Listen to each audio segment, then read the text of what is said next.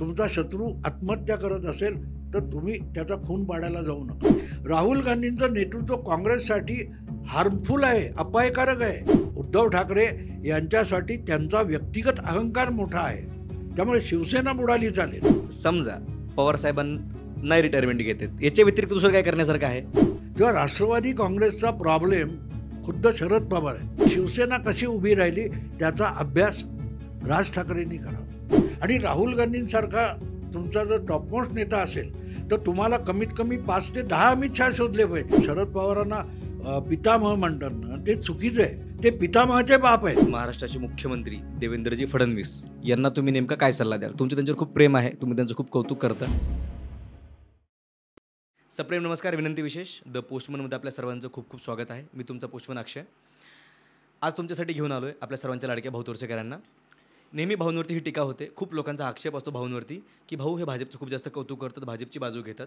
So आज आम्ही असं ठरवलं की भाऊ जे काही मुख्य विरोधी पक्ष आहेत किंवा त्यांचे नेते आहेत त्यांना भाऊ राजकीय जीवनामध्ये महाराष्ट्राच्या राजकारणामध्ये रिलिव्हंट राहण्यासाठी नेमका काय सल्ला देतील हेच आपण फक्त आज भाऊंना विचारलेलं आहे, जो त्यांच्या भल्याचा असेल. फॉर एक्झाम्पल काँग्रेसने नेमकं काय केलं पाहिजे जेणेकरून काँग्रेस राजकारणामध्ये रिलिव्हंट राहील, पवारसाहेबांनी काय केलं पाहिजे, उद्धव ठाकरेंनी काय केलं पाहिजे किंवा राजसाहेबांनी काय केलं पाहिजे, डाव्या पक्षांनी काय केलं पाहिजे, हे आपण त्यांच्याशी बोलणार आहोत.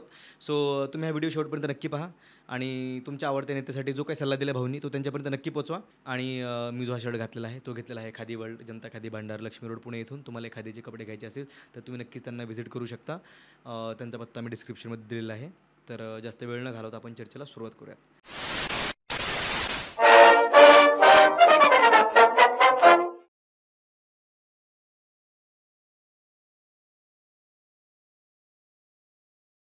नमस्कार भाऊ. नमस्कार. लोकांचं असं म्हणणं असतं की भाऊ खूप भाजपची बाजू घेऊन बोलतात किंवा भाजपबद्दल भाऊंना खूप प्रेम आहे. तर आम्ही असं ठरवलं की आजच्या या एपिसोडमध्ये भाऊ फक्त विरोधी पक्षांना सल्ले देतील की काय केलं म्हणजे त्यांना चांगले दिवस येतील, काय केलं म्हणजे काँग्रेसचे अच्छे दिन येतील, काय केलं म्हणजे इतरही जे काही विरोधी पक्ष आहेत, राष्ट्रवादी काँग्रेस असेल, शरद पवार असतील, त्यांचे अच्छे दिन येतील, असा हा याचा आहे. बाकी याच्या व्यतिरिक्त कुठलेही प्रश्न असणार नाही त्याच्यामध्ये. तर माझा पहिलाच प्रश्न आहे की काँग्रेसची आपण जे वाताहत झालेली पाहतोय महाराष्ट्रामध्ये असेल किंवा देशभरामध्ये सगळीकडंच एकूणच, लोकसभेलाही असेल किंवा वेगवेगळ्या राज्यांमधल्या विधानसभेमध्ये असेल, त्यांची एकदमच वाईट कंडिशन आहे.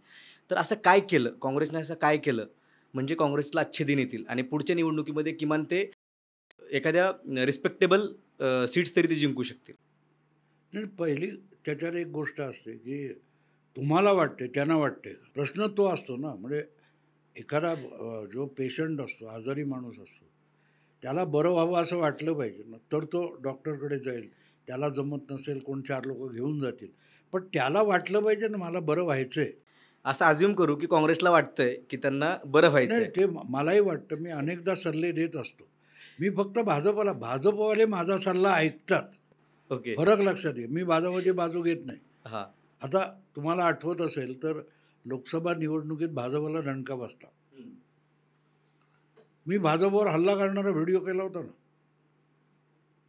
की तुम्ही कार्यकर्त्यांचा पक्ष आहात.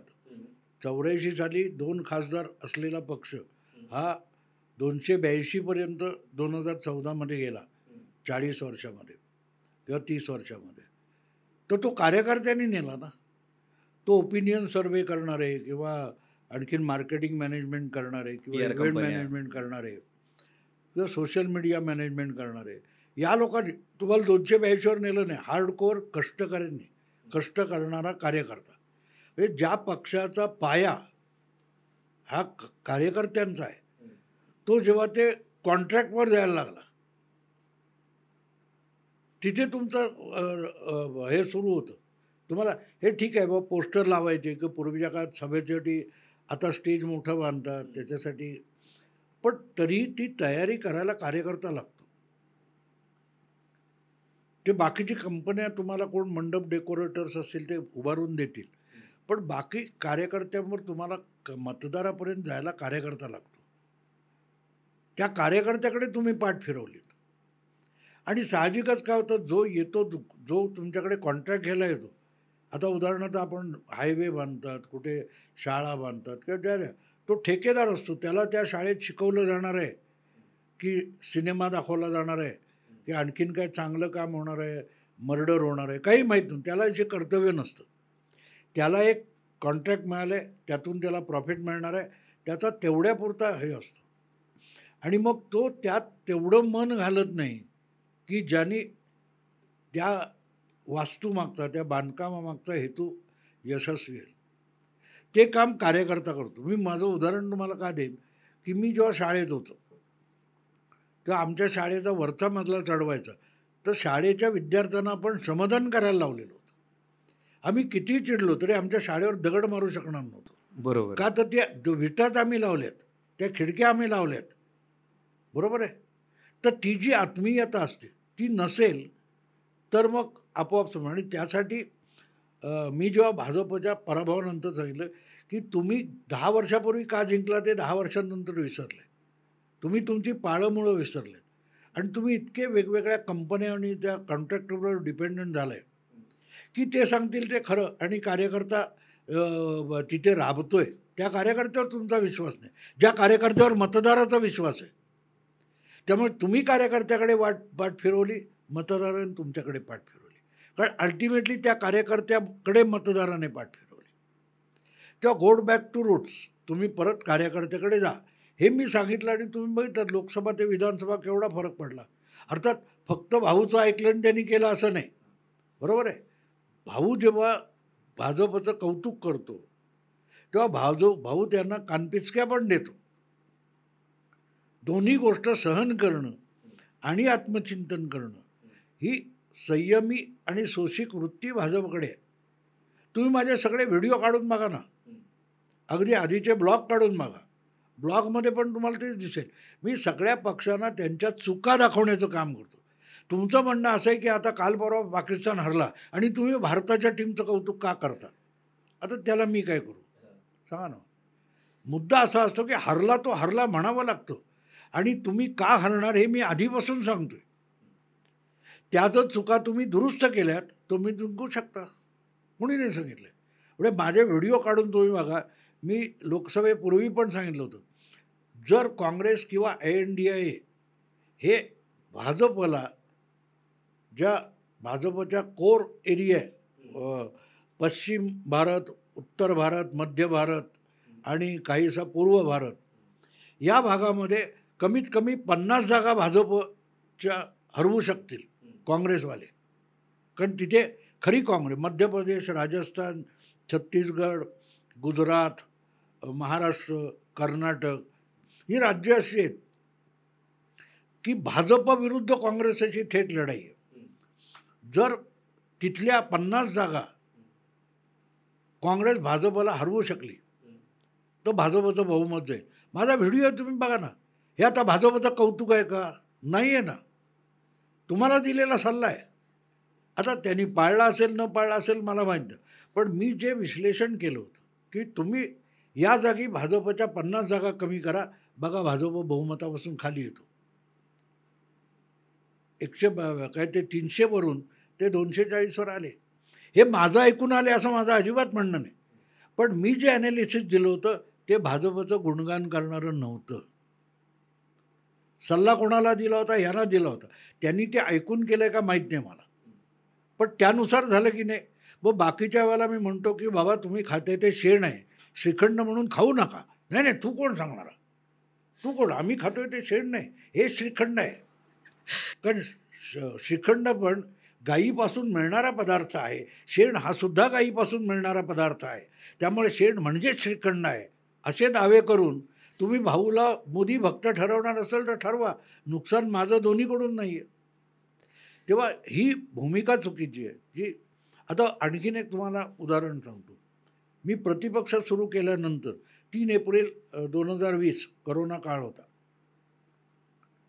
माझा 20वा किंवा 22व्या दिवशीचा व्हिडिओ आहे. ते सुशांत सिंग कारण ते प्रकरण झालं होतं. तर तेव्हा मी उद्धव ठाकरेंना वारंवार सांगत होतो की अर्णब तुमच्यावर टीका करतोय, तो सापळा आहे, त्याच्यात अडकू नका. हे अडकले ना. मग मी कोणाला सल्ला दिला होता? भाजपला दिला होता, उद्धव ठाकरेंनी दिला. आता तो तुम्ही ऐकायचा की नाही तुमचा भाग आहे ना.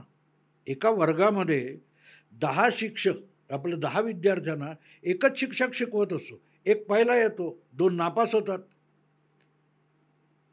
तर मग शिक्षक त्याला शिकवतात, आम्हाला नाही, असं तुम्ही दावा करू शकता का? नाही.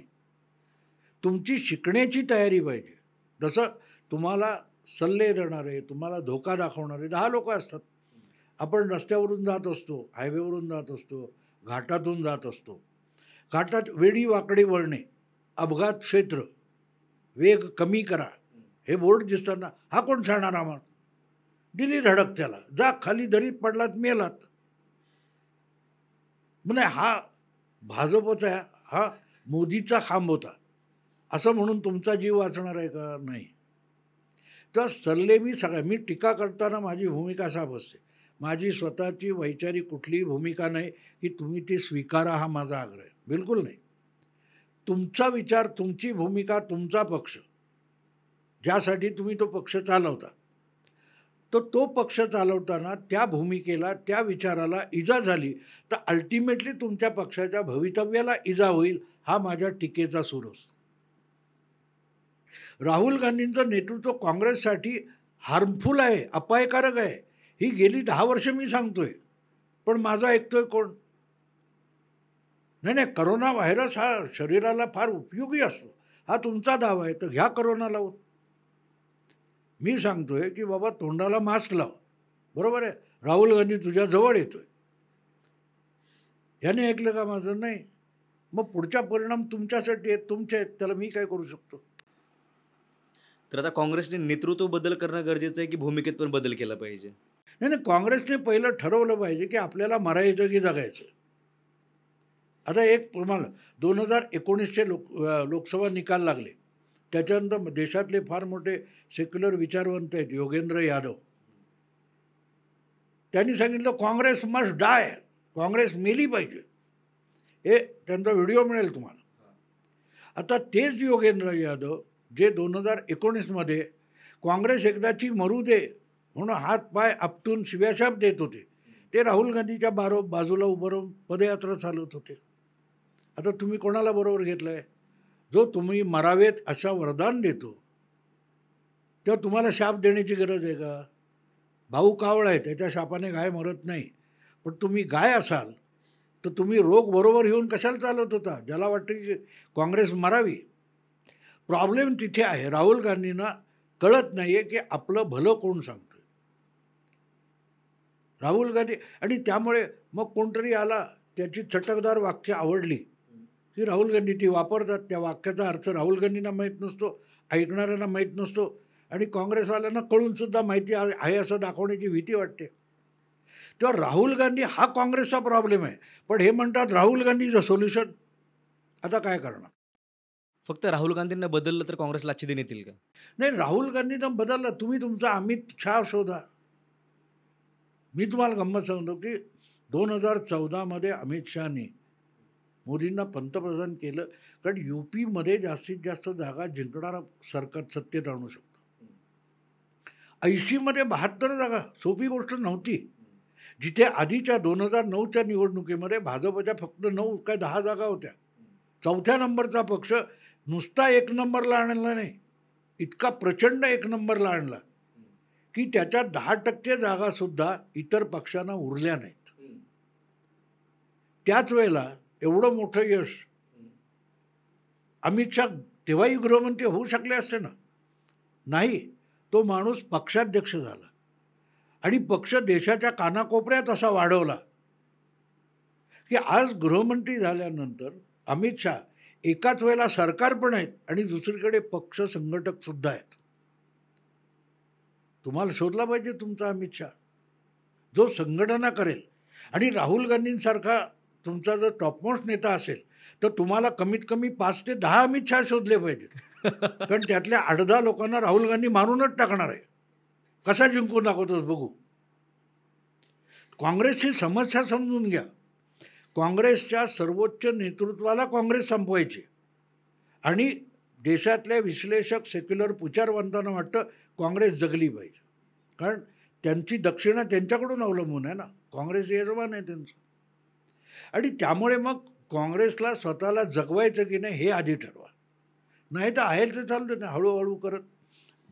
नेपोलियनचं एक फार सुंदर वचन आहे, तुमचा शत्रू आत्महत्या करत असेल तर तुम्ही त्याचा खून पाडायला जाऊ नका. भाजपला घाई नाही काँग्रेस संपवण्याची. राहुल गांधी ते काम करतायत ना. राहुल गांधी काम करतायत. असं समजूत की राहुल गांधी हा व्हिडिओ पाहत आहेत आणि त्यांना काँग्रेस जगवायची आहे आणि त्यांना काँग्रेस वाढवायची आहे, तर त्यांनी काय केलं पाहिजे हे सांगा राहुल गांधींना तुम्ही. त्यांनी ताबडतोब इटालीला निघून जायचं. पुढची 20 वर्ष काँग्रेस उभं राहीपर्यंत मी भारताकडे फिरकणार नाही, मी आजीकडे मामाकडे राहीन, असं घोषित करावं. सोपी नाही. एक लक्षात ठेवा ना, जेव्हा मी विनोद म्हणून नाही सांगत आहे, विनोद म्हणून नाही सांगत आहे. जेव्हा आता राहुल गांधींना जर वाटलं की मी 2019च्या निवडणुकीच्या पराभवाची जबाबदारी घेतो, मी अध्यक्षपदाचा राजीनामा देतो, बरोबर आहे. मग राजीनामा दिल्यानंतर तो माणूस बैठकीला का हरवत राहिला? त्यांनीच लिहिलेल्या पत्रात म्हटले की कोणी गांधी घराण्यातला अध्यक्ष नको आहे. मग त्या घराण्यातली 3 माणसं त्या वर्किंग कमिटीत का बसली होती? इथे कळतं की राहुल गांधी बोलतात ते एकतर त्यांना कळत नाही किंवा ते धारांद खोटं बोलतात. तेव्हा राहुल गांधींना परत काँग्रेस उभी करायची, हा तुमचा दावाच बेसिकली चुकीचा आहे. आत्याबाईला मिशा असत्या तर काका म्हटलं असतं, कोणी ना आत्या म्हटलं असतं रे. प्रॉब्लेम तो आहे ना, प्रॉब्लेम तो आहे. म्हणून मी मगाशी बोलताना गमतीत बोललो ना की 10 लोक पाहिजेत कशाला, की तुम्ही जितके प्रयत्न कराल तितके उधळण्याचं काम मी करणार आहे. मग काय करायचं तुम्ही? आता तुम्हाला एक उदाहरण देतो. मला वाटतं 2017-18 वगैरेची काहीतरी गोष्ट असेल. सगळ्या विरोधी पक्षांनी तेव्हा ठरवलं होतं नोटबंदी, आपल्या नोटबंदीनंतरची गोष्ट आहे, आणि राष्ट्रपतीकडे जाऊन तक्रार करेल. आणि राष्ट्रपतीची अपॉइंटमेंट घेतली होती, बरोबर. अगदी कडाक्याच्या मोदी सरकार विरुद्ध राष्ट्रपतीकडे जायचं, सगळ्यांनी जायचं, विरोधी पक्षांनी ठरले. अशा वेळेला अचानक राहुल गांधींनी काँग्रेसच्या काही 10 खासदारांना घेऊन मोदींची अपॉइंटमेंट मागली पंतप्रधानाची, आणि ते त्याच्याकडे जाऊन बसले. त्यामुळे सगळे विरोधी पक्ष खवळले, म्हणाले आम्ही राहुल गांधीला घेऊन राष्ट्रपती भवनात येणार नाही. मग तब्येत बरी नसताना सोनिया गांधींना सुद्धा तेवढी पायपीट करत राष्ट्रपती भवनात जायला लागेल. आमची आजी, आम्ही लहान असताना उचापती पुढं धडपडतात काहीतरी मोडतोड व्हायची. मग ती आमची आजी काय म्हणायची, माझो बाबा काय करी असलेला नाही करी. म्हणजे काय नवीन निर्माण करत नाही, पण असलेलं तो मोडून टाकतो. राहुल गांधी हे तसं पात्र आहे. आणि त्यामुळे मग राहुल गांधी हा प्रॉब्लेम आहे, तो कसा सोडवायचा हे एकदा काँग्रेसने ठरवावं. की नाही, राहुल गांधी आहे, आम्ही सगळे काँग्रेस सोडून जातो, तर कदाचित डोकं ठिकाणं. पण हे पण लाचार असे आहेत काँग्रेसवाले की त्यांना वाटते की असेल माझा हरी तो देईल खाटल्यावरी, असेल माझा गांधी तर देईल खाटल्यावरी. त्यामुळे काँग्रेस म्हणजे गांधींच्या नावावर मतं पाहिजेत. त्यामुळे जी कर्तृत्ववान माणसं आहेत, आपण ममता दिदीचं उदाहरण घेऊ. ममता दिदीनी काँग्रेस पक्ष, आपला तृणमूल काँग्रेस कशासाठी काढली?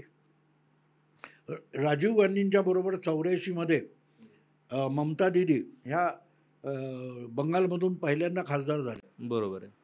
तोपर्यंत 77 पासून सलग अगदी 2000 उलटलं तरीही म्हणजे ममता दिदी राजकारणात नव्हत्या तेव्हापासून डावी आघाडी सलग 6 निवडणुका जिंकत होती. बरोबर, ज्योती बसूंचं सर. ममता दिदीचा हट्ट एकच होता की दुसरा पक्ष कोण आहे? काँग्रेस आणि डावी आघाडी.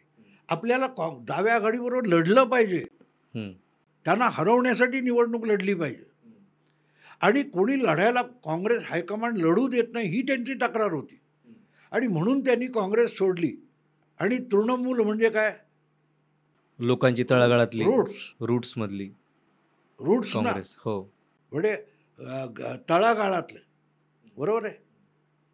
तर त्यामुळे त्यांनी वेगळा पक्ष केला. त्यांच्याबरोबर सगळे हायकमांडवर नाराज असलेले काँग्रेसवाले त्यांच्याबरोबर गेले. तो काँग्रेस पक्षच आहे. मग तृणमूल वाढतो आणि बंगालमधला काँग्रेस संपतो. म्हणजे काय? राहुल गांधी संपतो पण काँग्रेस वाचते. मी मगापासून विनोद नाही करत आहे अक्षय. सगळीकडची काँग्रेस राहुल गांधी, सोनिया गांधींनी संपवली आहे. ज्यांनी तिथल्या लोकल नेत्यांनी हिंमत केली त्यांनी वाचवली आहे. जगनमोहन रेड्डी घ्या आंध्रातला. जगनमोहन रेड्डी कोण आहे? तुमचा तो आत्ता रेवंत रेड्डी आहे. त्याच्या आधी के सी चंद्रशेखर राव हा सुद्धा मूळ काँग्रेसवाला आहे. तिकडे राजस्थानमध्ये एवढ्या 14च्या पराभवानंतर सचिन पायलटने काँग्रेस जिंकून दाखवली होती ना, पण त्याला स्कोप देणार नाही मी. डी.के. शिवकुमारचं पण डी उदाहरण के आहे त्याला. शिवकुमार आहे. म्हणजे मग प्रॉब्लेम काय लक्षात आहे, गांधी परिवार हा काँग्रेससाठी प्रॉब्लेम आहे आणि त्याला बाजूला नाही करा. म्हणजे माझा रोग बरोबर बरा करा, हां, हां. पण मी औषध घेणार नाही, ते कापू देणार नाही, मला इंजेक्शन द्यायचं नाही, तुम्ही जादूटोणा करून मला बरं करा, ही जर काँग्रेसची अपेक्षा असेल तर असा जादूगार निर्माण झालेला नाही. ठीक आहे, चलो. काँग्रेसच्या विषयात आता थांबूयात. आता आपण जाऊयात तुमच्या आवडत्या पक्षाकडे दुसऱ्या. राष्ट्रवादी काँग्रेस पक्ष, शरदचंद्र पवार गट यांना जर परत सत्तेमध्ये यायचं असेल किंवा महाराष्ट्राच्या पॉलिटिक्समध्ये रिलिव्हंट राहायचं असेल, तर त्यांनी काय गोष्टी केल्या पाहिजेत? नेतृत्व बदल केलं पाहिजे, की दादांसोबत आलं पाहिजे, की भूमिका बदलली पाहिजे त्यांची, किंवा काय केलं पाहिजे? त्यांना काय सल्ला द्याल तुम्ही? नाही, तो प्रॉब्लेम आहे. परत शरद पवारांनी बाजूला झालं पाहिजे. शरद पवारांचं वय नाही आहे. ताई आहेत मग समजा. हां, ताईंकडे द्यावं ना, सुप्रिया ताईंकडे जावं ना, चुका करतील हरकत नाही. बाळासाहेबांनी आपल्या हयातीमध्ये उद्धवकडे काम सोपवलं, नुकसान केलं असेल असो, पण त्याला करू तर दिलं ना. 1998 पासून बाळासाहेबांच्या हयातीतच उद्धव ठाकरे शिवसेनेतले बहुतेक निर्णय घेत होते. अगदी हे भास्कर जाधव आहेत, त्यांना 99 साली तिकीट दिलं नाही, भेटू दिलं नाही बाळासाहेब. तो चिडला गेला, अपक्ष लढला, नंतर राष्ट्रवादी काँग्रेसमध्ये गेला, मंत्री पण झाला हं. भास्कर जाधव. आत्ता 2019मध्ये शिवसेनेत परत आला. बरोबर आहे. प्रश्न असा आहे की ह्या चुका उद्धव ठाकरेंना करू दिल्या ना बाळासाहेबांनी. आज जे काय त्यांच्या चुका बाजूला ठेवा, पण आज जी काही शिवसेना आहे ती त्यांनी बाळासाहेबांच्या नंतर 12-14 वर्ष चालवून दाखवली ना. पण ती संधी अजितदादा किंवा सुप्रियाताईंना शरद पवारांनी दिली का? बाकीचे सोडून द्या, पण तुमच्या घरातले आहेत. म्हणून ते उद्धव शरद पवारांना पितामह म्हणतात ना, ते चुकीचं आहे. ते पितामहाचे बाप आहेत. भीष्म पितामह काय होता? भीष्म पितामह हा तरुण वयात असताना त्याचा पिता शंतनू म्हातारा, शंतनूसाठी. हां. तो म्हणतो मला लग्न करायचंय. त्या मत्स्यगंधा कोण होती? सत्यवती तिच्याबरोबर. सत्यवती. आणि त्या सत्यवतीचा बाप अट घालतो की हिला मूल होईल तुझ्यापासून, त्याला राजा केला पाहिजे. हं.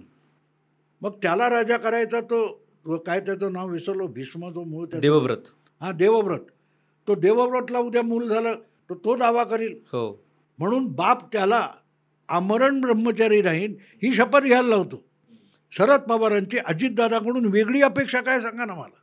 मला अजूनही बोहल्यावर चढायचे, तेव्हा तू ब्रह्मचारी राहा राजकारणात.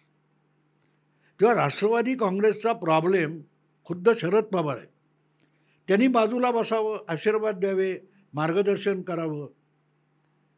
हेच दादांचं ते पण म्हणणं म्हणतात नाही होतं. बॅटिंग मीच करणार, किती वेळ आउट झालो तरी बॅटिंग मीच करणार. 11 वेळ झाले खरं, टेस्ट मॅचमध्ये पण 10च विकेट पडतात. यांच्या 11 विकेट पडल्या तरी ते थांबायला तयार नाहीत. त्यामुळे तिथून बेसिक लक्षात ठेवा, प्रॉब्लेम म्हणून स्वीकारावा लागतो. प्रॉब्लेम तुम्हाला दुरुस्त करायचा असेल, सोडवायचा असेल तर तो प्रॉब्लेम आहे म्हणून स्वीकारायला लागतो. तुम्हाला जो प्रॉब्लेम हे सोल्युशन वाटायला लागलं. पवारांची गोष्ट तीच आहे ना. तुम्हाला आठवतं अजितदादा बाहेर पडल्यावर त्यांनी काय सांगितलं, मी आत्तापर्यंत इतक्या मला हे सोडून गेले, ते सोडून गेले, मी परत पक्ष उभा केला वगैरे वगैरे. काय झालं मग विधानसभेला? कुठे काय झालं मग? पण लोकसभेला तर त्यांनी आणले 10 पैकी 8 आणले. लोकसभेतलं काँग्रेस, उद्धव किंवा पवारांचं यश खोटं आहे. भाजप पूर्ण ताकदीने लढली नाही, त्याचा फायदा तुम्हाला मिळाला. विधानसभेत काय झालं सांगा ना. तुम्ही 10 आमदारावर आलात, बरोबर आहे. म्हणजे तुमचे जे 54 होते, 10 आणि 41 टोटल 51, म्हणजे आमदार इंटॅक्ट आहे. बरोबर आहे. हो. पण मतदाराने पण सांगितले साहेब आता भास झालो, पण साहेब हा गडी थांबायचा नाही. समजा पवार साहेबांना नाही रिटायरमेंट घेतात, याच्या व्यतिरिक्त दुसरं काय करण्यासारखं आहे? याच्या व्यतिरिक्त दुसरं काय ऑप्शन आहे? नाही, काय त्यांना लुडबुडल्याशिवाय पवारांना चैन पडत नाही ना. म्हणजे तुम्ही एक लक्षात घ्या की पवार ताईंना देतील, अजितदादांना देतील, बरोबर आहे. पण परत त्यांनी काय करायला घेतलं, म्हणजे ताट वाढलेलं आहे, भात घालू, अरे भात वरण नको घालू, ताक होत त्याच्यात, दही घे. त्यांनी दही गेलं नाही, दही आत्ता घेऊ नका. अजितदादा सारखं काय सांगतायत, बोलणी 3दा झाली आणि शेवटच्या क्षणी अडवायचे. म्हणजे काय, भात कालवायला गेला त्याच्यावर वरण नको होतो, मग काय करू, ताक घे, ताक घ्यायला गेलं नाही नाही नाही, दही घे, दही घ्यायला गेलं नको नको नको, चिकन घे. हा असा लुडबुडणार असेल माणूस, तर मग बाहेर बसून फायदा काय. ताटावर अजितदादाला बसवलं आहे, पण त्याला भात खाणं सोडा ताटातलं, कालवायचं पण कशाबरोबर ते तुम्ही ठरवणार. फक्त ताईंकडे जर नेतृत्व दिलं तर प्रॉब्लेम सॉल्व्ह होऊन जाईल त्यांच्या पक्षाचा. ताई काय करतील याच्यावर आहे. हा प्रॉब्लेम सॉल्व कसा होईल की निदान लुडबुड थांबावी पक्षातली. म्हणजे सुप्रियाताईंना दिलं तरी पवारसाहेब लुडबुडणार नाहीची गॅरंटी काय करणार तुम्ही, ते मला सांगा ना. आता मला जर साहित्य संमेलनात पवारांचा काय उद्योग होता, तुम्ही आशीर्वाद द्या. त्या स्वागताध्यक्ष होते ना संमेलनाचे, स्वागताध्यक्ष होते संमेलनाचे. कशाला स्वागताध्यक्ष, का आजपर्यंत कमी ठिकाणी पवार स्वागताध्यक्ष राहिलेत. दिल्लीमधलं महत्त्वाचं संमेलन होतं, मग यापूर्वीची भिकारचोट होती कळत नाही झालं. दिल्लीमधलं महत्त्वाचं होतं. दिल्लीत इतक्या वर्षांनी होत होतं, मग दिल्लीत एक महाराष्ट्रातलं एक मोठं नाव दिल्लीमध्ये जे आहे म्हणून त्यांनी मे बी. नाही मग दुसऱ्यांनी कधी यायचं. पवारच त्या महाबळेश्वरच्या त्यांच्या पक्षाच्या युवा कार्यकर्त्यांना बोलले ना, आम्ही खुर्ची सोडत नाही, आम्हाला धक्के मारून बाहेर काढायला पाहिजे. हे पवार बोललेले आहेत ना. ओके, तुम्हाला व्हिडिओ मिळेल त्याचा. आम्ही खुर्ची सोडत नसतो, नव्याने आम्हाला बाजूला करावं लागतं, हे पवारांचे शब्द आहेत. अजितदादांनी नेमकं तेच केलं, मग ते गद्दार. तेव्हा पवारांच्या पक्षाचा सगळ्यात मोठा प्रॉब्लेम खुद्द शरद पवार आहेत. म्हणजे त्यांची इच्छा असेल तर त्यांनी पक्षापासून बाजूला व्हावं, दुरून आशीर्वाद द्यावेत, दुरून आशीर्वाद द्यावेत.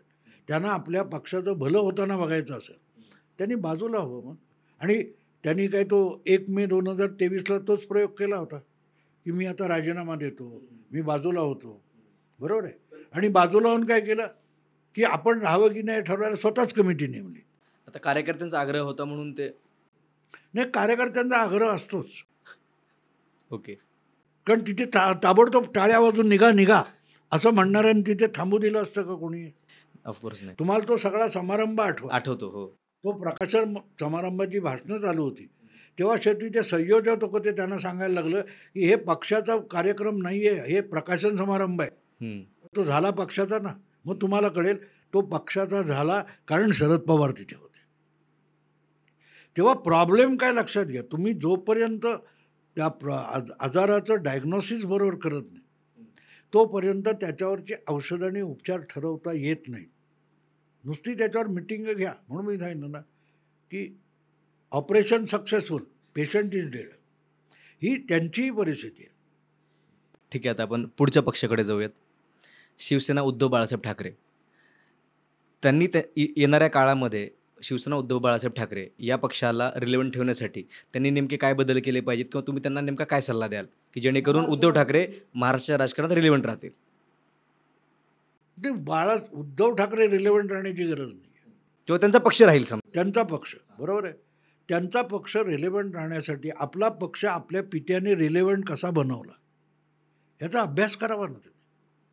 1966 साली स्थापन झालेली शिवसेना 68मध्ये नगरपालिकेच्या निवडणुकीत आली, पण 71च्या लोकसभा निवडणुकीत दणकून मार खाल्ला. अगदी शिवसेनेचं प्रभाव क्षेत्र असलेला मध्य उत्तर हा मतदारसंघ, अगदी मनोहर जोशींचे पोस्टर लागले होते, मनोहर जोशी निवडून आले, 3 दिवस आधी मतदान झालेलं नाही. बापरे. तेव्हा आरडी भंडारे त्यांच्या विरुद्ध काँग्रेसचे उमेदवार, त्यांनी त्याची टिंगल उडवली होती. आता त्यांना मतं देऊ नका, ते निवडून आले, अजून आलेलं नाही, मला मतं द्या, क्या बात आहे. इतकी टिंगल झाली. पण तिथे मनोहर जोशी 1 लाख मतांनी पराभूत झाले. शिवसेना जोशात असतात. म्हणजे त्या परिसरात 30 नगरसेवक शिवसेनेचे होते. आपल्या एकूण 30 नगरसेवक होते, 30 पैकी 19 नगरसेवक त्या लोकसभेमध्ये शिवसेनेचे होते, 30 पैकी. आणि तरीही मनोहर जोशी 1 लाख मतांनी पराभूत झाले. इथून शिवसेना राजकारणात धडपडत 24 वर्ष गेली. 89मध्ये शिवसेना विधानसभेमध्ये पहिल्यांदा 1 पेक्षा अधिक आमदार निवडून आणू शकले. 72 आणि 84 या 2 जनरल निवडणुकीमध्ये शिवसेनेचे नवलकर आणि छगन भुजबळ हे आमदार निवडून आले. वामनराव महाडिक आणि रमेश प्रभू हे पोटनिवडणुकीतून निवडून आले. हे 4 आमदार वगळता 1970 पासून 1990 शिवसेनेला कधी विधानसभेत 2 आमदार एका निवडणुकीत निवडून आणता आले नाही. इतका काळ बाळासाहेबांनी जी धडपड केली, कष्ट उपसले, आपण काय देऊ शकतो, आपण काय देऊ शकत नाही, असली भाषा बाळासाहेब वापरत नव्हते. आपण कोणाला काय दिलं हे बाळासाहेब बोलत नव्हते. लोकांनी आपल्याला प्रेम दिलं हे बाळासाहेब बोलत होते. आज उद्धव ठाकरेंना एवढं आठवत नाही की लोकांनी आपल्याला बाळासाहेबांचा पुत्र म्हणून, मुलगा म्हणून एवढं डोक्यावर घेतलेलं आहे.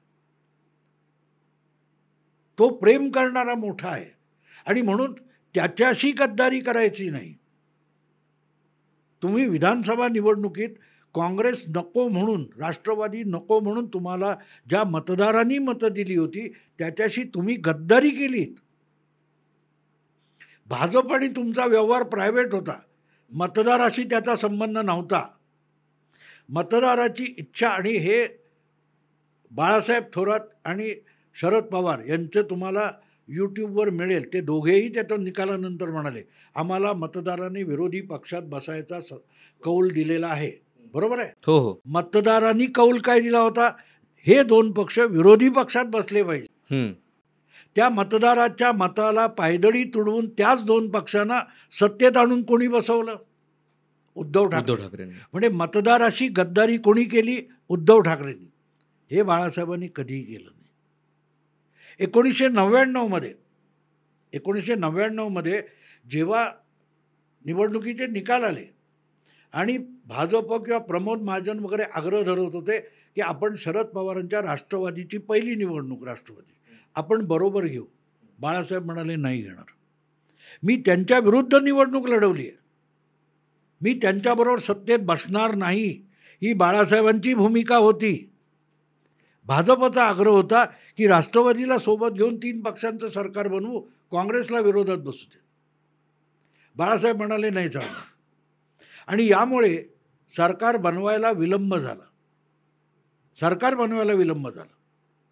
शेवटी बाळासाहेबांनी अडवाणींना फॅक्स पाठवला की मी तुमच्या बरोबर राहण्याचा निर्णय घेतला आहे, तुम्हाला शब्द दिला आहे, मी तुमच्या बरोबर राहीन, तुम्ही राष्ट्रवादी आणि भाजप मिळून सरकार बनवा, शिवसेना बाहेरून पाठिंबा देईल, पण मी शरद पवारांबरोबर राष्ट्रवादीबरोबर सरकारमध्ये बसणार नाही. तेव्हा अडवाणींनी कानपिचक्या दिल्या म्हणून मुंडे आणि महाजन मातोश्रीवर गेले, पण तोपर्यंत विरोधी आघाडी झालेली होती. तेव्हा निकालानंतर राष्ट्रवादीबरोबर जायचं नाही सत्ता मिळत असून, बरोबर आहे, बाळासाहेबांनी मतदाराला दिलेला शब्द पाळला. त्यांच्या सुपुत्राने मतदाराला दिलेला शब्द पायदळी तुडवला.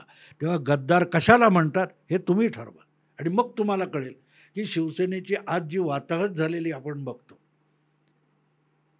हे थांबवता आलं असतं ना. गुवाहाटीहून एकनाथ शिंदेनी काय सांगितलं होतं, महाविकास आघाडीतून बाहेर पडा, आम्ही परत येतो, तुम्ही आमचे नेते, सांगितलं होतं ना. पण उद्धव ठाकरे आपली गद्दारी मागे घ्यायला तयार नव्हते, हे लक्षात घ्या. उद्धव ठाकरे हे गद्दारी मागे घ्यायला तयार नव्हते. त्यांना भाजपला धडा शिकवायचा होता. मतदार गेला 12च्या भावात, मतदाराला दिलेला शब्द वचन गेलं 12च्या भावात, त्याची त्यांना कदर नव्हती. आणि तिथे शिवसेनेची वाताहत झाली. उद्धव ठाकरे यांच्या अहंकाराने शिवसेना बुडवली आणि तो अहंकार अजूनही गुंडाळायची त्यांची तयारी नाही, तो प्रॉब्लेम आहे. मी चुकलो एवढं म्हणा, विषय सगळा बदलतो. आता फक्त उद्धव ठाकरेंनी मी चुकलो एवढं मान्य केलं की त्यांचा पक्ष परत होऊ शकतो. मग एकनाथ शिंदेना मागे यावं लागेल ना, किंवा सामावून घ्यावं लागेल, बरोबर यावं लागेल, किंवा मी मतदाराशी हे केलं आहे, भाजपाची भांडण असेल ते असेल, पण मी मतदाराशी गद्दारी करायला नको होती असं म्हटलं तर तो मतदार उदार हस्ते त्यांना माफ करेल. पण अहंकार मोठा आहे, शिवसेना मोठी नाही आहे. उद्धव ठाकरे यांच्यासाठी त्यांचा व्यक्तिगत अहंकार मोठा आहे, त्यामुळे शिवसेना बुडाली चालेल, आता तुमचं ज्यांच्यावर विशेष प्रेम आहे एकदम जास्त असे राज ठाकरे, त्यांचं सध्या एकही आमदार नाही आहे विधानसभेमध्ये. त्यांचा महाराष्ट्राच्या पॉलिटिक्समध्ये रिलिव्हन्स राहील याच्यासाठी राज ठाकरेंनी काय केलं पाहिजे, हे त्यांना तुम्ही काय सल्ला द्याल राज ठाकरेंना? नाही, मी त्यांना वारंवार सल्ले देत असतो की तळागाळापासून संघटना बांधत आली. लक्षात ठेवा, 1968मध्ये महापालिकेच्या पहिल्या निवडणुका लढवल्यापासून 90पर्यंत म्हणजे जवळजवळ 22 वर्ष प्रत्येक पराभव पचवून शिवसेना उभी राहिली. पराभव पचवण्याची हिंमत होती आणि ती संघटना तळागाळातून मागितली. सगळे पुढे टॉपमोस्ट झालेले नेते कोण? पहिले नगरसेवक होते ना. आपापल्या विभागामध्ये त्यांनी जो लोकांचा विश्वास संपादन केला. म्हणजे आमच्या लालबाग परिसरामध्ये वामनराव महाडिक पोटनिवडणुकीत निवडून आले 20,000. पण 72च्या जनरल इलेक्शनमध्ये पडले ना ते. गजानन लोके निवडून आले. तीच जागा अवघ्या 1.5 वर्षानंतर मतदान बदललं. पण म्हणून शिवसेना संपली का? तिथून नाही ना, नाही संपली. ती शिवसेना तिथून विठ्ठल चव्हाण हा 1990मध्ये आमदार झाला. विठ्ठल चव्हाण त्याच परेलमधून तो मतदार आला परत. पण तोपर्यंत चिकाटीने तिथली शिवसेना चालू होती. शिवसेना हा जगातला एकमेव पक्ष असा आहे की जो स्थापन झाल्यापासून पहिली 10 वर्ष त्या पक्षाला मुख्यालय नव्हतं. गल्ली बोळात शिवसेनेच्या शाखा उपशाखा होत्या पण मुख्यालय नव्हतं. मातोश्री त्यामुळे फेमस झालं ना. बैठका मातोश्रीवर व्हायच्या किंवा कुठल्या तरी एखादा छोटा हॉल घेऊन करायचे. 75 नंतर शिवसेना भवन उभं राहिलं. 76 नंतर पण शाखा कार्यरत होत्या. आणि शिवसेना भवन झालं तरी शिवसेना भवनात शिवसेना नव्हती असं म्हटलं चालेल. कधी बाळासाहेब आले, बाकी कामगार सेना वगैरे हे लोक होते, पण बाकी शिवसेना गल्ली बोळात शाखेत होती. उद्धव ठाकरे यांच्या काळात शाखेतली शिवसेना संपली. मातोश्रीवर उद्धव ठाकरेंच्या दर्शनाला येतील ते कट्टर शिवसैनिक. बाकी राबून शिवसेना उभी करणारे हे त्यांच्या लेखी शिवसैनिक नव्हते. म्हणून बाळासाहेबांच्या काळामध्ये कुठलं शिवबंधन बांधून शिवसैनिक होत नव्हता ना. ज्या वयात येणाऱ्या तरुणाला दगड मारावासा वाटायचा तो म्हणायचा हा पक्ष आपला यायचा मारे काय असं. आणि त्यातून तो त्यांच्याशी जोडला जात होता. उद्धव ठाकरेंनी शिवसेना इतकी सभ्य करून टाकली. म्हणजे एक फरक मी सांगतो की बाळासाहेबांच्या काळातली शिवसेना कोर्टात जायची ती आरोपी म्हणून जायची. उद्धव ठाकरेंच्या काळात फिर्यादी म्हणून शिवसेना कोर्टात जाते ती फिर्यादी म्हणून जाते. हा फरक आहे. हा फरक. राज ठाकरेंबद्दल तुम्ही? हा, तर राज ठाकरेंनी पण बाळासाहेबांनी शिवसेना कशी टिकवली त्या योग्य वेळ येईपर्यंत 85पर्यंत 75 ते 85पर्यंत शिवसेना संपली असं लोक म्हणायचे. पण 85-86 नंतर शिवसेना बाउन्स बॅक झाली मुंबई ठाण्यामध्ये आणि बघता बघता महाराष्ट्रावर पसरली. 90मध्ये महाराष्ट्रातला सगळ्यात मोठा विरोधी पक्ष झाला. 50 आमदार एक पक्षाचे विरोधी पक्षाचे बिगर काँग्रेसचे निवडून येणारा तो पहिला पक्ष होता. तर तोपर्यंत टिकून राहणं आणि गावागावामध्ये संघटनेचं बांधणी करणं, विश्वासू सहकारी बाळासाहेबांनी गोळा केले. आज उद्धव ठाकरेंकडे 2 नंबर, राज ठाकरेंकडे 2 नंबरचा नेता काय कोण माहीत नाही. अमित ठाकरे. नाही, अमित ठाकरे सोडा, तसे इकडे पण तो मुद्दा नाही. उद्धव ठाकरे पण होते ना. पण मनोहर जोशी, नवलकर, सुधीर जोशी, दत्ताजी साळवी, वामनराव महाडिक हे इतके शिलेदार होते. बाळासाहेब किती पक्ष वाढला महाराष्ट्रात तेव्हा बाळासाहेब किती गावगणना गेले होते. नाही ना, हे सगळे नेते गावगाव जात होते. मग जेव्हा निवडणुकांच्या काळामध्ये बाळासाहेबांनी सगळं मैदान गाजवलं. पण तोपर्यंत नवी शिवसेना उभी करताना ते हे ज्येष्ठ नेते होते. नव्याने नगरसेवक झालेले विठ्ठल चव्हाण असतील किंवा तुमचे दिवाकर रावते वगैरे असे नेते होते. या लोकांनी अक्षरशः 3 दिवस मुंबईत, 4 दिवस खेडोपाडी जाऊन ती 86 ते 90पर्यंत शिवसेना वाढवली. मुंबईत ज्या प्रकारचे शिवसैनिकांचे संस्कार करून संघटन मानलं गेलं होतं त्याची वीण अख्ख्या खेड्यापाड्यापर्यंत नेली. कालपर्यंत शिवीगाळ करणाऱ्या सुषमा अक्का इकडे आल्या, शिवबंधन मानलं, झाल्या कट्टर शिवसैनिक.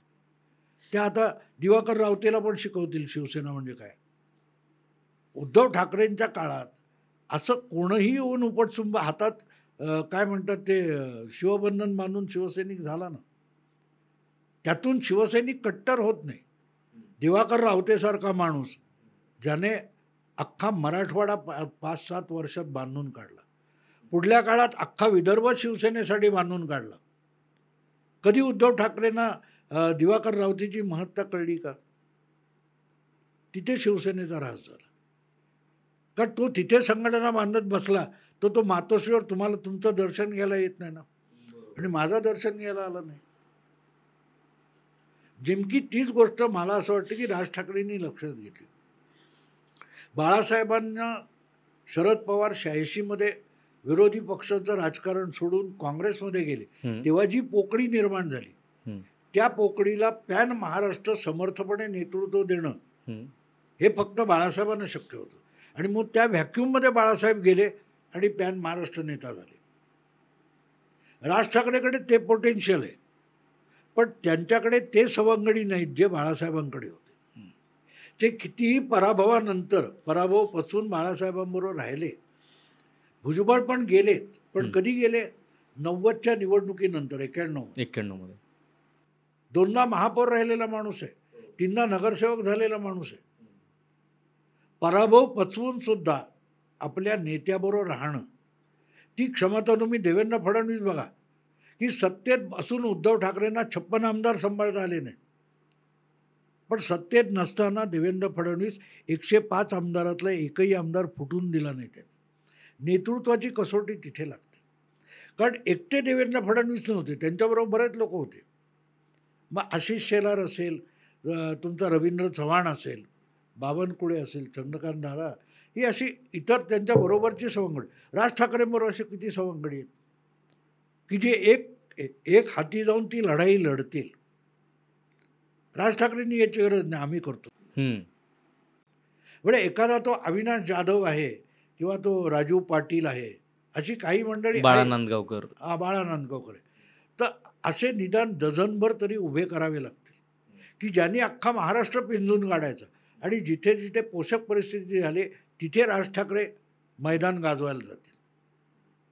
हे जेव्हा होईल आणि मग ते म्हणजे त्याच्या खाली तो जिल्हा प्रमुख, काय तालुका अध्यक्ष, असं सगळं संघटन उभं राहिलं. पण राज ठाकरेंच्या भूमिका जर तुम्ही पाहिल्या मागच्या 10 वर्षामध्ये खूप वेळा बदललेल्या आहेत. कधी ते शरद पवारांच्या सोबत असतात, कधी भाजपच्या तो बदलला. ते बाळासाहेबांनी पण बदल. बाळासाहेबांनी मुस्लिम लीग बरोबर हात मिळवलेला आहे. बाळासाहेबांनी 80ची निवडणूक काँग्रेसला सरळ पाठिंबा देऊन टाकला, बदल्यात 2 विधान परिषदेच्या जागा घेतल्या. पण त्या पुढच्या 5 वर्षात संघटना उभी केली. आणि 90मध्ये 50 आमदार 54 आमदार निवडून आणले ना. म्हणून मुद्दा तो असतो ना, तुम्ही आत्ता तुमची लढायची क्षमता नाही, पण तुम्ही चिकाटीने नुसतं लढवत ठेवलं तर ते तुमचे सैनिक थकून जातात. सिकंदर सारखा, अलेक्झांडर सारखा योद्धा हरायला कुठून सुरुवात झाली की वर्षानुवर्ष ते सैनिक त्याच्याबरोबर लढत लढत पुढे आले आणि थकून गेले होते. पुढे लढण्याची क्षमता राहिली नव्हती, म्हणून त्यांना पराभव करत करत पराभव स्वीकारत मागे जायला. तेव्हा सैन्याला आपल्या ताजं तवानं ठेवणं आणि सतत लढाईसाठी सज्ज ठेवायचं, पण रोज लढाई करायची नसते. आपण बघतो ना की बॉर्डर सिक्युरिटी फोर्स, CRPF ही निमलष्करी दलं आपण ठेवलेत. जेव्हा युद्ध होतं तेव्हा ॲक्च्युअल आर्मी बॉर्डरवर जाते, तोपर्यंत ती आर्मी ही बॅरॅक्समध्ये असते. तसं तुमच्या सैनिकांना रोज लढवून चालत नाही ना. काय नीलम गोरे लगेच जाळायला पोळायला सुरुवात, तेवढं केलं नव्हतं ना. लोकांचे प्रॉब्लेम सोडवत होते. म्हणजे तेच राज ठाकरेंनी केलं पाहिजे. मी परत शिवसेनेकडे, तो शिवसेनेतून बाहेर पडले, बरोबर आहे. लोकांच्या मदतीला धावायचं. एक बिल्डिंग कोसळली आणि त्यातल्या जखमी लोकांना हॉस्पिटलला न्यायला रुग्णवाहिका नाही, तेव्हा गजानन वर्तकने काय त्या ग्रँट रोडचा शाखाप्रमुख होता, त्याने ठरवलं आपली रुग्णवाहिका पाहिजे. आणि त्यांनी नाटकं लावून डोनेशन गोळा करून पहिली रुग्णवाहिका गजाभाऊ वर्तकने घेतली. त्याला काही बाळासाहेबांनी सांगितलं तर आपल्याला रुग्णवाहिका सेवा उभी करायची, असा काही शिवसेनेने निर्णय घेतला नव्हता. पण ते झालं. पुढे एक प्रसंग असा आला की त्या कुली सिनेमात अमिताभला तो काय पुनीत कोण त्याचा ठोसा इस्सार, लागला पुनीत इस्सार. आणि तो सिरियस झाला होता. तो जखमी अवस्थेत त्याला आणला. विमानतळावरून त्याला जसलोकला न्यायचं, तर ती ग्रँट रोडची शिवसेना रुग्णवाहिका वापरली गेली आणि तो आयुष्यभर त्यांचा ऋणी राहिला. ज्या ज्या वेळेला ग्रँट रोडच्या शाखेचा वर्धापन दिन असायचा, अमिताभ बच्चन यायचा, त्यांनी मग रुग्णवाहिका, शववाहिनी, बरेच काय काय उपक्रम केले. पण सुरुवात कुठून झाली? एका शिवसैनिकाच्या इच्छाशक्तीतून झाली. मग हळूहळू करत त्याचं तसं इतर अनुकरण करत गेले.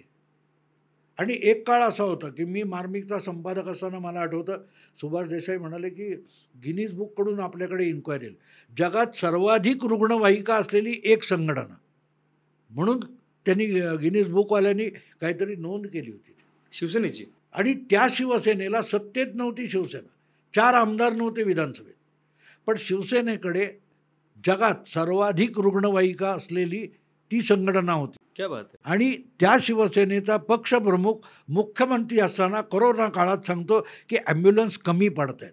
तुम्ही तो सगळा करोना काळ आठवा, तुम्हाला त्या टी व्हीवरच्या बातम्यामध्ये कुठेतरी शिवसेना रुग्णवाहिका बातमी दिसली का?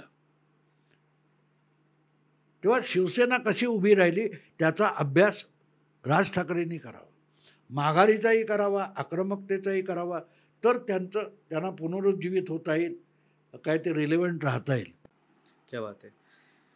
आता जे सध्या ज्यांचं अस्तित्व फार काही नाही आहे सध्या महाराष्ट्राच्या किंवा देशाच्या राजकारणामध्ये, असे काही पक्ष आहेत जसे की समाजवादी पक्ष असेल, शेकाप असेल किंवा कम्युनिस्ट पक्ष असेल, यांनी रिलेव्हंट राहण्यासाठी काही केलं तर काय होऊ शकतं यांचं? नाही, किंवा नाही, रिपब्लिकन पार्टी म्हणू शकतो किंवा वंचित बहुजन. त्यांची जेवढी कुवत असते, लक्षात ठेवा, त्यांची जितकी कुवत असते. आपण बघितलं एकेका मतदारसंघात 40 उमेदवार पण उभे असतात. हो पहिले 3-4 बघितले, पुढच्यांना 3 फिगरच्या पुढे गेलेले नसतात. हो 700, 800, 500, बरोबर आहे, ते पण असतात ना. तर तुमची कुवत किती आहे त्या पक्षांची? आता तुम्ही बच्चू कडूचा पक्ष आहे, तो काय तिथल्या विदर्भातल्या 1-2 तालुक्यापुरता जिल्ह्यापुरता हो. असेल, बरोबर आहे. हितेंद्र ठाकूरचा पक्ष हा पालघर. ठाणे पालघर पुरता आहे. विनय कोरे कोल्हापूरच्या, त्या सांगली कोल्हापूरच्या भागापुरता आहे. शाहूवाडी, किंवा पन्हाळा, आणखीन असे शेका पक्ष आता रायगड पुरता उरलाय, कुठे किरकोळ असतील, सांगोला वगैरे, पण बाकी नाही आहे. किंवा असे जे पक्ष असतील, वंचित बहुजन वंचित अकोला आहे. बहुजन आघाडी आहे, त्यांचा अकोला किंवा 2-3 ठिकाण, तुम्ही तिथे पहिले पाय रोवून घट्ट उभे राहा, तिथे पाय रोवून उभे राहा ना. त्याच्या आधी तुम्ही राज्यातली सरकारं बदलण्याच्या गर्जना करतात. तुम्ही इकडे आणि तिकडे, हा हत्ती का तो हत्ती, अरे तू चिरडला तर तू मरतोस ना.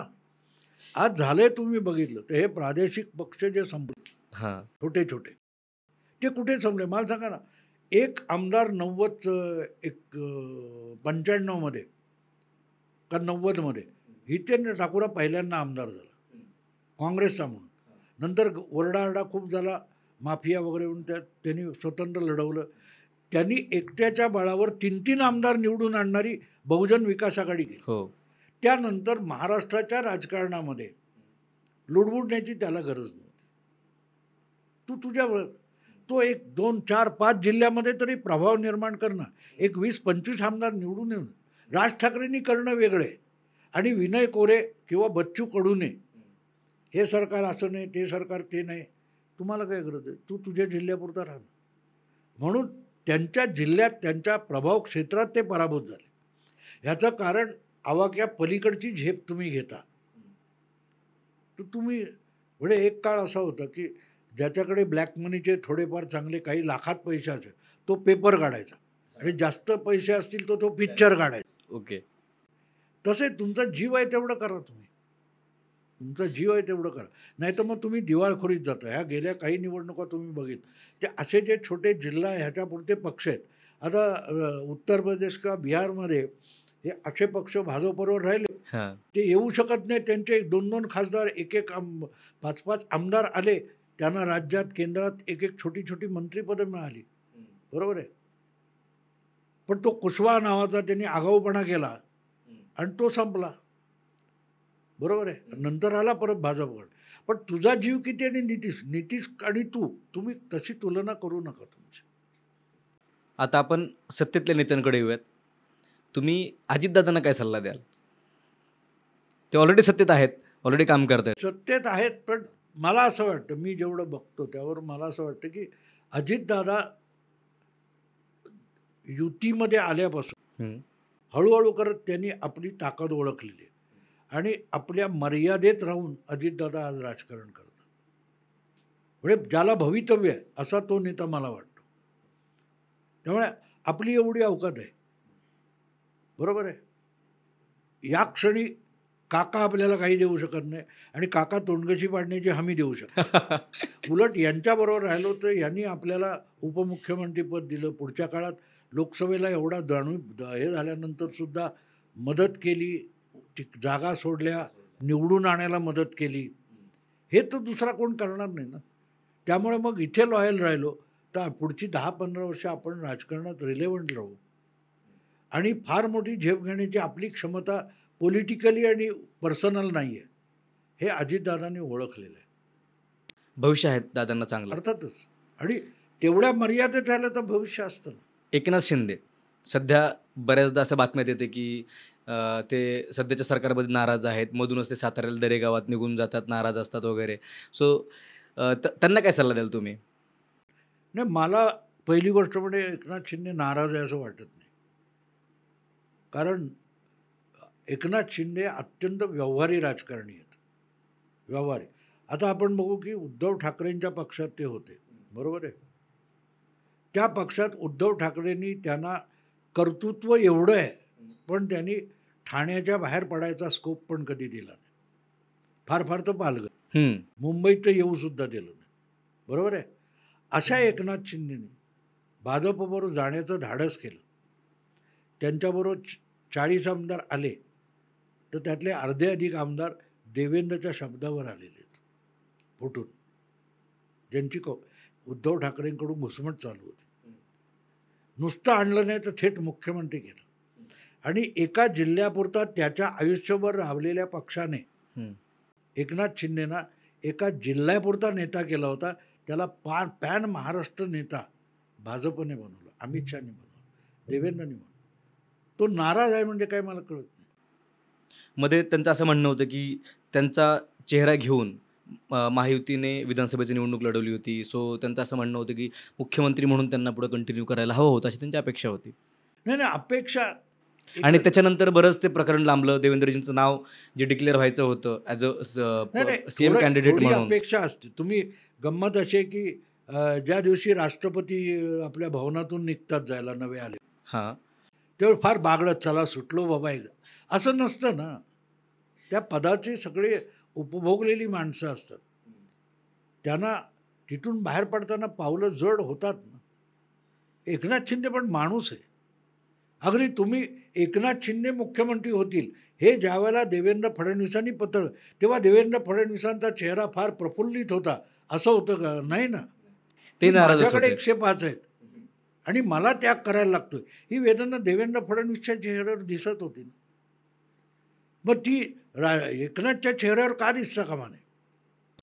नाही, जेवढं देवेंद्रजींनी स्पोर्टिली ते घेतलं त्याही वेळेस, बरं का, त्याही वेळेस जेवढं त्यांनी ती पॉलिटिकल गरज होती आणि पक्षाच्या एका संस्कारात वाढलेला, संघाच्या संस्कारात वाढलेलं तेवढं एकनाथच्या बाबतीत नाही आहे ना. पण तरी जी ज्याला आपण मॅच्युरिटी म्हणतो ती त्याच्याकडे आहे. आणि आणखीन एक मला असं वाटतं की अनेकदा काय असतं माहिती का, की भुंकणारी कुत्री असतात, त्यांच्यासमोर हाडूक तर टाकावं लागतं ना, नाही तर त्याचे कान किटायची वेळ येते ना.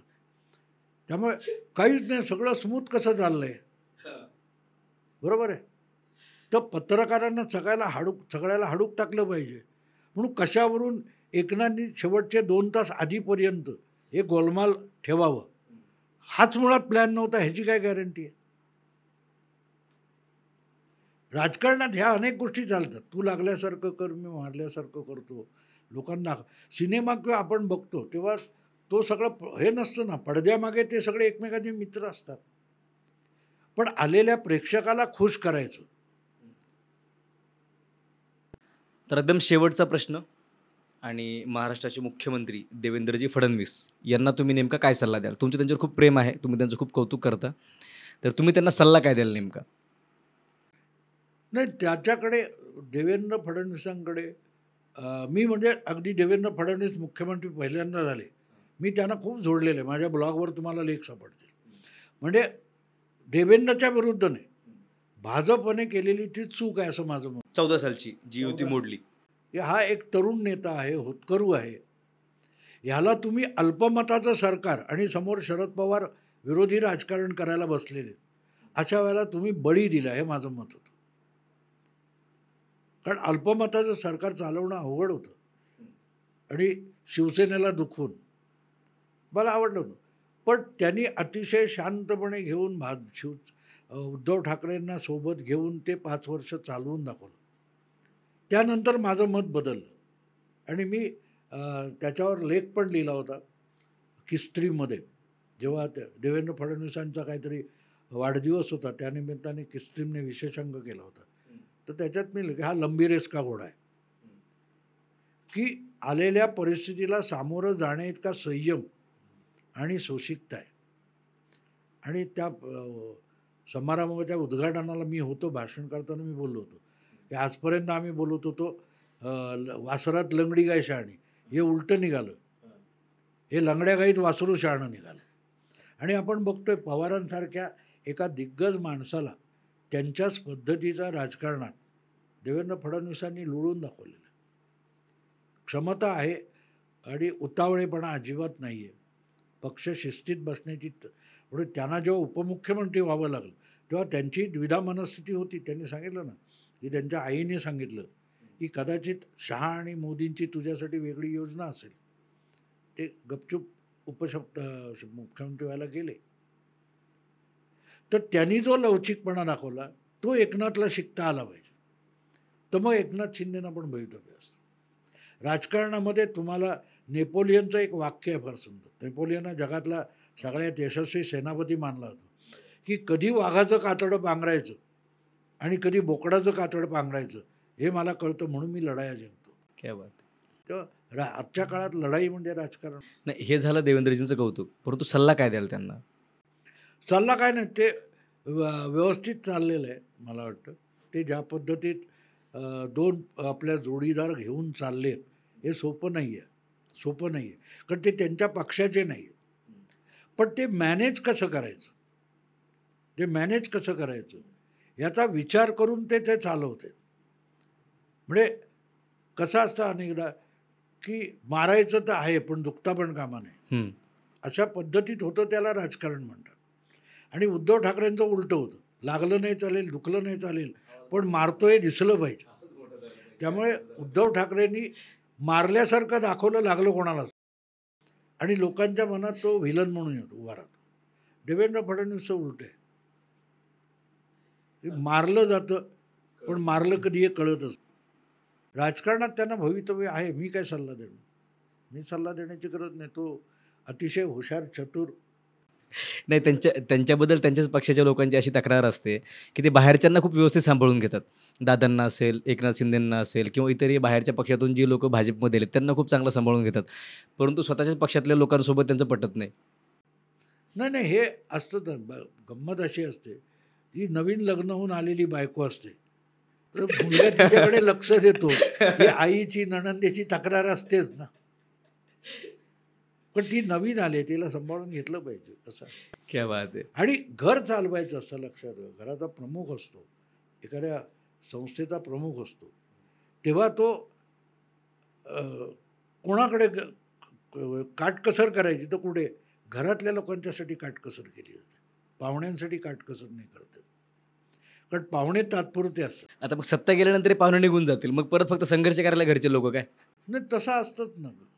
गंमत अशी असते की जर यांनी उतावळेपणा केला तर जनतेच्या मनातून ते उतरतील आणि भाजपला 100% जाता येईल. व आपण सांभाळून घेत होतो हे मतदारांना दिसणं हे अगत्याचं असतं, आणि ते अत्यंत शिताफीने देवेंद्र फडणवीस करतात.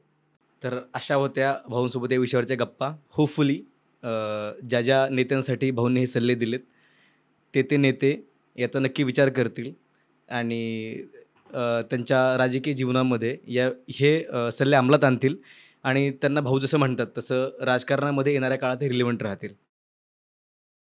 तुम्हाला तुमच्या जे आवडीचे नेते आहेत त्यांना भाऊंनी जो सल्ला दिला आहे तो कसा वाटला हे आम्हाला कमेंट करून नक्की सांगा. तुमच्या नेत्यापर्यंत तो पोचवा नक्की, जेणेकरून त्यांना त्याचा फायदा होईल त्यांच्या राजकीय जीवनामध्ये, त्यांच्या पक्षाच्या वाटचालीमध्ये. आणि बाकी हा व्हिडिओ तुम्हाला कसा वाटला हे कमेंट करून नक्की सांगा. द पोस्टमनला सबस्क्राईब केलं नसेल तर लवकर करा, बेल आयकॉनवरती क्लिक करा आणि पाहत राहा द पोस्टमन. थँक्यू.